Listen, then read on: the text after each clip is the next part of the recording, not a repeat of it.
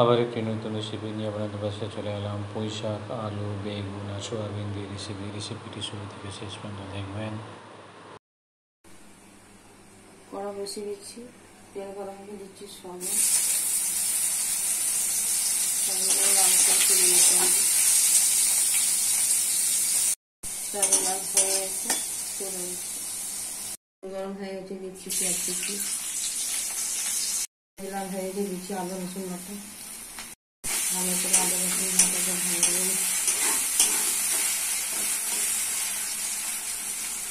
রসুন লাল হয়ে গেছে, দিচ্ছি মশলা, হলুদ গুঁড়ো 1 চামচ, লঙ্কা গুঁড়ো 1 চামচ, জিরা গুঁড়ো 1 চামচ, ধনে গুঁড়ো 1 চামচ, লবণ 1 চামচ।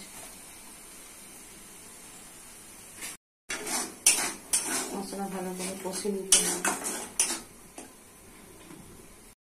মশলা কষা হয়ে গেছে, দিয়ে দিচ্ছি সয়াবিনগুলো মশলা থেকে ভালো করে কষে নিতে হবে। সয়াবিন কষা হয়ে গেছে, দিচ্ছি পুঁই শাক, আলু, বেগুন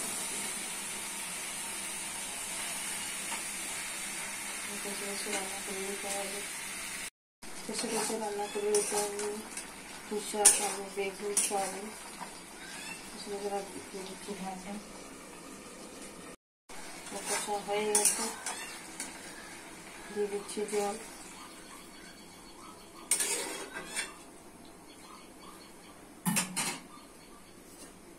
হয়ে গেলে নাম করে দেখাচ্ছি। রেসিপিটি রেডি হয়ে গেছে। কত সুন্দর, কত টেস্টি। বাড়িতে করে খাবেন, পরিবারকে করে খাবেন। সাবস্ক্রাইব করবেন, সঙ্গে থাকবেন, পাশে থাকবেন।